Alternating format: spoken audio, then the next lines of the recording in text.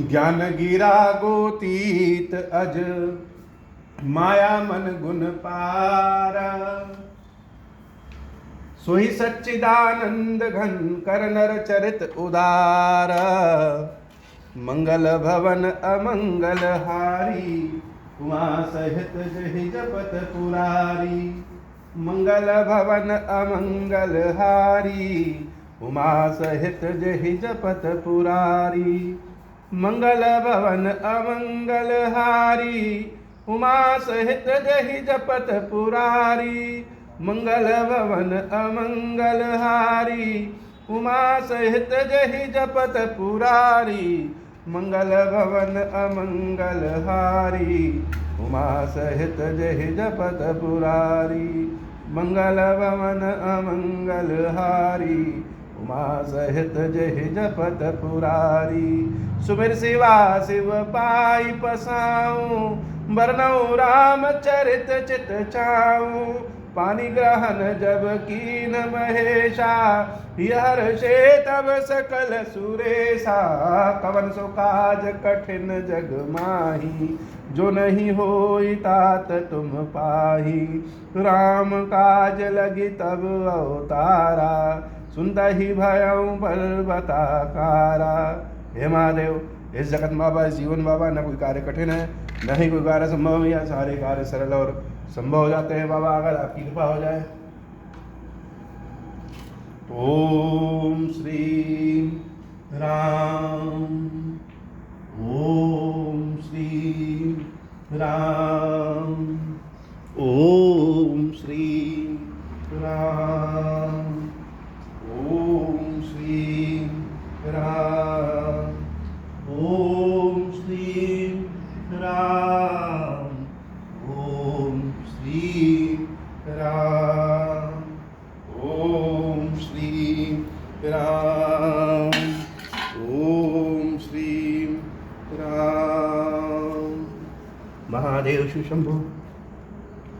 ज्ञान गिरा गोतीत अज माया मन गुण पारा। ईश्वर की व्याख्या बड़े कम शब्दों में बाबा ने बहुत सुंदर की कि भगवान क्या है। और लोग कहते हैं कि भगवान दिखाई नहीं देते। बड़ा साधारण प्रश्न है, जिसको देखो वही कहेगा कि अगर भगवान है तो दिखाई क्यों नहीं देते। तो जैसे छोटे छोटे बच्चे प्रश्न कर देते हैं कि धूप क्या है, सूरज कहाँ है, बादल कहाँ से आ जाता है, तो बड़े लोग उनके प्रश्नों को सुनकर के हंस देते हैं। वैसे यह प्रश्न है कि ईश्वर है तो दिखाई क्यों नहीं देते, यह हंसने वाला प्रश्न है जो जानता है उसके बारे में। तो ईश्वर कैसे हैं? ज्ञान गिरा गोतीत, ज्ञान से, अपनी शब्दों के पहुंच से, वाणी से, इंद्रियों से परे। मतलब हम इन चीजों से ईश्वर को बांधना चाहें तो बांध नहीं सकते। आज मतलब बहुत प्राचीन है, कब से है पता नहीं, अजन्मे है। हर चीज बनती है, ईश्वर बनते नहीं, हुआ तो अजन्मे है, माया से परे हैं। ईश्वर में माया नहीं है, माया ईश्वर में है। मन जो सबसे तेज चलता है उस मन से भी परे है, गुणों से पार है। सारे गुणों को इकट्ठा कर ले तो भी ईश्वर ना मिल पाए हो। तो अगर भगवान शब्दों से भी परे है और मन से भी परे है तो भगवान की वंदना करने से क्या लाभ है। हम जो प्रार्थना गाएंगे, जो चिल्लाएंगे, जो पुकारेंगे, अपनी रक्षा के लिए प्रभु को बुलाएंगे, तो भगवान तो वाणी से ही पार है, तो भगवान सुनेंगे ही नहीं तो आएंगे कैसे। यह भी प्रश्न है कि अगर भगवान इतने दूर है तो हर चीज से पार है तो आएंगे कैसे। यह बड़ा गूढ़ बात है और इसका उत्तर भी बड़ा आसान है। कि ईश्वर इन सारी चीजों से परे है, लेकिन ईश्वर भावना से परे नहीं। हमारी जो भावना है, जहां हमारी भावना प्रकट हो गई, वहीं पे ईश्वर वाणी में भी आ जाते हैं, ज्ञान में भी आ जाते हैं, प्रार्थना में भी आ जाते हैं, मन में भी आ जाते हैं, हर चीज में आ जाते हैं। तो भावना हमारी कैसी है ईश्वर को देखने और समझने की? जैसे आसमान साफ रहता है और हवाएं जम करके बादल का रूप धारण कर लेती हैं, और वह बादल फिर से बरसात या ओले का रूप धारण कर लेता है और जल के रूप में नीचे गिर जाता है, और वह जल फिर से सूर्य के प्रकाश में तप करके बादल बन जाता है। यह साइकिल चलती है। वैसे ही भगवान ज्ञान से भी परे है और ज्ञान के बीच में भी है। यह हमारी इच्छा कैसी करती है? लोग कहते हैं भगवान अजन्मे हैं, जन्म ही नहीं लिए, सत्य बात है। तो भगवान क्या करते हैं? भगवान प्रकट होते हैं जब हम अपने मन के आकाश में, मस्तिष्क के आकाश में, हृदय के आकाश में साफ सफाई का ध्यान रखेंगे, मन पवित्र करेंगे, इच्छा से रहित हो जाएंगे सांसारिक इच्छाओं से, तो ईश्वर धीरे धीरे जमने लगते हैं। जैसे बादल जमने लगता है, वैसे भगवान आने लगते हैं। बचपन में रहिए तो बड़े हो जाइए तो ऐसा लगता है कि जब बड़े हो जाएंगे तो ये मिठाई बहुत खाएंगे, ये चाट फुल्की बहुत खाएंगे, ये सामान बहुत खाएंगे, लेकिन जब बड़े हो जाइए तो सब खाने का मन ही नहीं करता। ऐसे ही सब सोचते हैं कि भगवान मिल जाए तो भगवान से यह वरदान मांग ले, वह वरदान मांग ले, लेकिन जिस दिन भगवान हृदय में धारित हो जाएंगे उस दिन यह सब मांगने की इच्छा समाप्त हो जाएगी। तो गीली मिट्टी को जो रूप धारण कर दे उस रूप में हो जाए, वैसे ही मन में भगवान का जो स्वरूप धारण कर ले उसी स्वरूप में ईश्वर आ जाता है। हम अगर भगवान को इस रूप में धारण करें कि भगवान तो अविनाशी हैं, अजन्मा है, दिखाई नहीं देंगे, तो वास्तव में भगवान नहीं दिखाई देंगे। गुणों से पार है, हम उनसे कुछ मांगे ना तो वास्तव में भगवान नहीं दिखाई देंगे। और भगवान को हम इस स्वरूप में करें कि हे भगवान, हमारी सारी इच्छाएं आपसे ही पूरी होनी है, तो भगवान उस स्वरूप में ही प्रकट होकर के सारी इच्छाएं पूरी कर देंगे।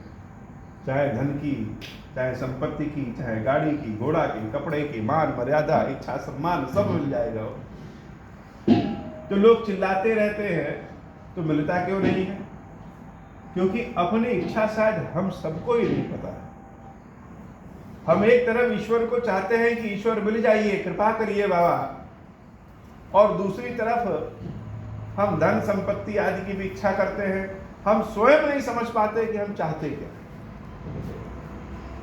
तो जिस दिन उसकी मर्जी होगी उस दिन दिख जाएगा। बाबा कहते देवी ऐसे भगवान भक्तों की इच्छा के कारण, सबके कल्याण करने के कारण सोई सच्चिदानंद घन कर। घन का मतलब घना, जैसे हवाएं फैली रहे और एक जगह घनीभूत होकर के बादल बन जाती है, तो ईश्वर तो सर्वव्यापी और सर्वव्यापक है। हमारे भीतर भी है और बाहर भी है, परे भी है, अपरे भी। वही सच्चिदानंद सत्य चित्त आनंद का स्वरूप ही घनीभूत होकर के घन कर नर चरित उदार, राम के रूप में उदार चरित्र कर रहा है। अब प्रभु कैसे, सबका तो हो गया। सीता जी कैसी है, अयोध्या वासी क्या करते हैं, अब रामचंद्र जी कैसे हैं और क्या करते हैं।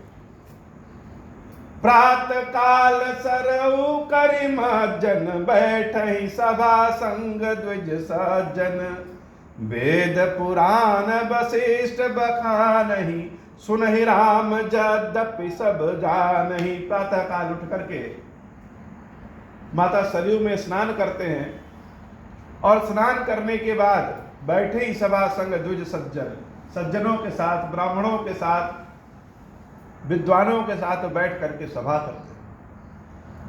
वशिष्ठ महाराज जी वेद पुराण आदि का बखान करते हैं, सबको समझाते हैं कि जीवन कैसे जीना चाहिए, वेद क्या है, पुराण क्या है, सबको समझाते हैं।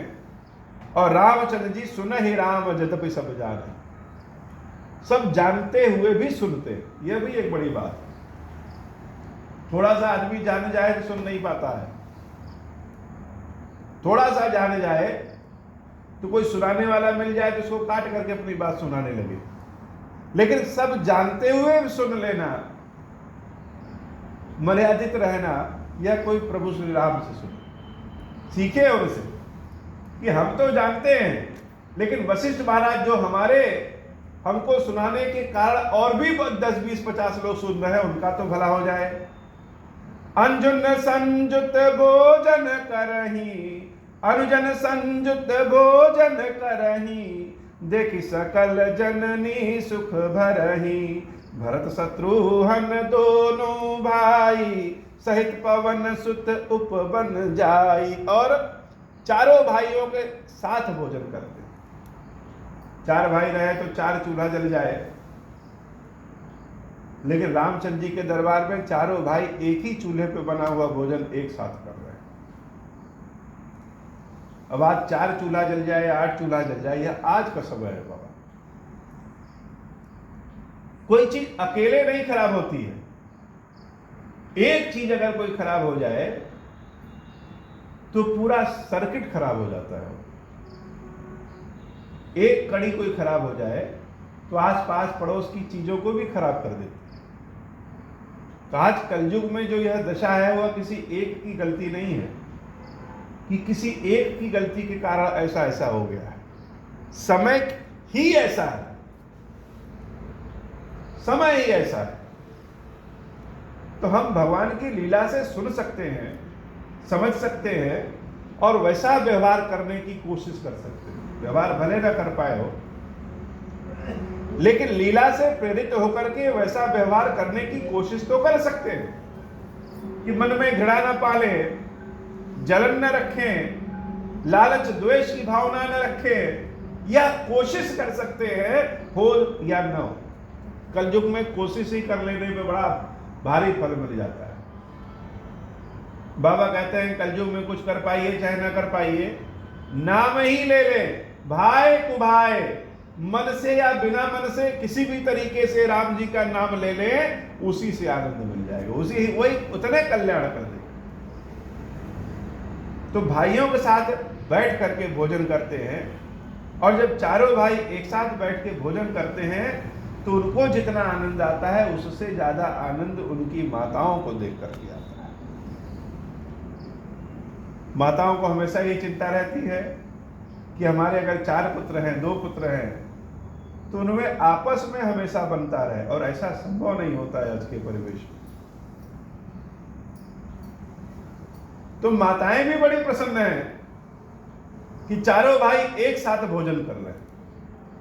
कहां 14 वर्ष बीत गए अपने चारों पुत्रों को एक साथ देखे हुए, अब चारों पुत्र एक साथ दिख रहे हैं, बहुएं दिख रही हैं, पोते दिख रहे हैं, तो माताएं भी बड़ी प्रसन्न हैं। भरत जी और शत्रुघ्न जी दोनों भाई हनुमान जी महाराज के साथ उपवन में जाते हैं। भरत शत्रुघ्न दोनों भाई, सहित पवन सुत उपवन जाई, भुजहि बैठी राम गुण गाहा, कहनु मत सुमति अवगाहा, सुनत बिमल गुण अति सुख पावही, बहुर बहुर कर विनय कहावही, सबके गृह गृह हो ही पुराना, रामचरित पावन विधि नाना, नर नारी राम गुण गानहि, करहि दिवस निसि जात न जानहि, मंगल भवन अमंगल हारी, उमा सहित जहि जपत पुरारी। शत्रुघ्न जी महाराज, भरत जी महाराज हनुमान जी महाराज को पकड़ करके बगीचे में उपवन में ले जाते हैं। क्यों ले जाते हैं? कि अकेले में इनसे मिल करके राम जी के बारे में पूछेंगे कि जो 14 वर्ष तक प्रभु हमारी आंख के सामने नहीं रहे, उन 14 वर्षों में भगवान क्या क्या किए, कैसे रहते थे, किस प्रकार से कष्ट सहते थे, क्या भोजन करते थे, राक्षसों से कैसे बचते थे, जंगली जानवरों से कैसे बचते थे, वस्त्र कैसे धुलते थे, कैसे पहनते थे, तपस्या कैसे करते थे, रावण से कैसे युद्ध किए, कितना कष्ट सहे, हमको याद किए कि नहीं याद किए, कभी याद भी किए कि नहीं याद किए, क्योंकि हम तो देखे नहीं। और उस समय हनुमान जी महाराज बहुत सारे समय को देखे हैं, तो हनुमान जी को पकड़ करके सब दोनों भाई ले गए और बार बार पूछ रहे हैं कि बताइए हनुमान जी कैसे रामचंद्र जी के बारे में कुछ हो। बूझहि बैठी राम गुण गाहा, बैठ करके बूझने की, समझने की कोशिश कर रहे हैं राम के दर्द को। राम तो अपने मुख से अपना दर्द कभी बताए नहीं, सदैव मुस्कुरा करके दूसरों के कष्ट का हरण किया। तो भरत जी, शत्रुघ्न जी उनके कष्ट को समझने की कोशिश कर रहे हैं, भक्त के प्रति उनकी भावना को समझने की कोशिश कर रहे हैं।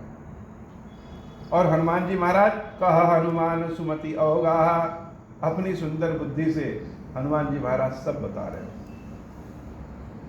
भगवान के कष्टों को हनुमान जी महाराज नहीं बता सकते, क्योंकि जानते हैं कि भगवान के कष्ट को अगर बता देंगे तो भरत जी महाराज और दुखी हो जाएंगे।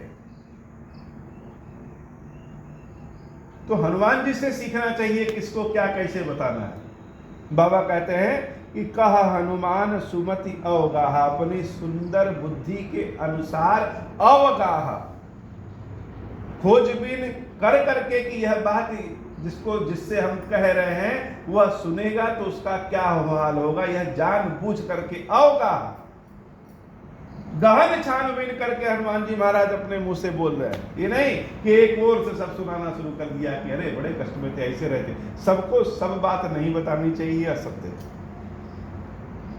छिपाने की भी बात नहीं है, लेकिन हम हर चीज जान करके क्या करेंगे? अगर हम हर चीज जानने की कोशिश करेंगे तो कुछ ना कुछ तो छूटेगा। जैसे किसी हमारे दिमाग में अगर कैपेसिटी 10 ग्राम भरने की है तो 10 ग्राम बाबा बाबा बाबा भर लें, या 1 ग्राम दुनिया की बातें और 9 ग्राम बाबा भर लें, या 1 ग्राम बाबा की बात और 9 ग्राम दुनिया की बात, कैपेसिटी तो उतने हैं। इसलिए बड़ी सुंदर मति से अवगाहा, छान बूझ करके कि बताने लायक है कि नहीं बताने लायक है, तब हनुमान जी महाराज सब कुछ बताते हैं। और जनता सबके गृह गृह हो ही पुराना, रामचरित पावन विधि नाना। यह भी बड़ी अच्छी बात है कि सबके घर घर हो ही पुराना, राम चर्चा होती, लोग पूजा पाठ करते हैं। हम पूजा पाठ कब कर सकते हैं? एकदम भौतिक सत्य है कि पेट भरा होने के बाद ही कुछ याद आता है। अगर पेट खाली है, अपनों का, अपने का, तो पूजा पाठ में मन नहीं लगेगा। अगर स्वयं के लिए भोजन करने के लिए नहीं है तो हम भंडारा करा सकने की क्षमता में नहीं रहेंगे। लेकिन अगर स्वयं का भरा है तब मन स्थिर होता है, तब पूजा पाठ में भी मन लगता है। तो लोगों का मन पूजा पाठ में लग रहा है, यानी लोग भरे। अब भरे कैसे हैं? रामचंद्र जी की नीतियां ऐसी हैं कि कहीं प्रदूषण नहीं है, कहीं कोई बीमारी नहीं फैली है, हर जगह खेती अच्छी हो रही है, सबका वाणिज्य व्यापार अच्छा चल रहा है, कहीं कोई लुटेरा नहीं है, कहीं किसी बात का कोई भय नहीं है, सबका पेट भरा है तो लालच भी नहीं है। तो जब चारों ओर से लोग अच्छे हैं तो मन कुविचार में जाए या सुविचार में जाए, मन खाली है तो कहीं न कहीं जाएगा। तो क्यों ना भगवान के सुमिरण में मन लगा दें। इसलिए गृह गृह सबके गृह गृह हो ही पुराना, रामचरित पावन विधि नाना। नर अरु नारी राम गुण गान। सभी स्त्री पुरुष बच्चे बूढ़े सब मिल करके भगवान का नाम ले रहे हैं। करहि दिवस निशि जात न जानहि। कब दिन बीत जा रहा है, कब रात आ जा रही है, कब रात बीत जा रहा है, कब दिन आ जा रहा है, सबका समय बड़ा अच्छा बीत रहा है। यह राम राज है। मंगल भवन अमंगल हारी, उमा सहित जेहि जपत पुरारी। अवधपुरी बासिन कर, सुख संपदा समाज। सहस शेष नहीं कहि सकहि, जहाँ नृप राम विराज। बाबा कहते हैं देवी, अयोध्या वासियों की सुख के बारे में, संपदा के बारे में शेषनाथ जी भी नहीं कह सकते, जिनके 1000 मुख है। और हो क्यों ना, जहां के राजा स्वयं राम है, वहां की जनता क्यों नहीं प्रसन्न होगी। मंगल भवन अमंगल हारी, उमा सहित जेहि जपत पुरारी। मंगल भवन अमंगल हारी, उमा सहित जेहि जपत पुरारी। मंगल भवन अमंगल हारी, उमा सहित जेहि जपत पुरारी। बोली श्री खीरेश्वर महादेव जी, खीरेश्वरी मैया जी की सदा ही जय हो। हे बाबा, आज की कथा इतनी। महादेव श्री मोह श्रीनाथ। अब हूँ प्रसन्न प्रभु मोह पर, नाथ दीन परने हूँ। निज पद भगति देहु प्रभु, पुनि दूसर बर देहु। सब माया वश जीव जड़, संतत फिरहि भुलाना। हम पर क्रोध न करिय प्रभु, कृपा सिंधु भगवान। शंकर दीन दयाल, अब हम पर हो कृपाला। साप अनुग्रह होई जह विधि, नाथ थोरहि काला। दीन दयाल विरुद्ध संभारी, हरहु नाथ मम संकट भारी। जह विधि होई नाथ हित मोरा, करहु सुबेगी जानी दास मैं तोरा। राम राज बैठे त्रैलोका, हर्षित भय गए सब शोका। मंगल भवन अमंगल हारी, उमा सहित जहि जपत पुरारी।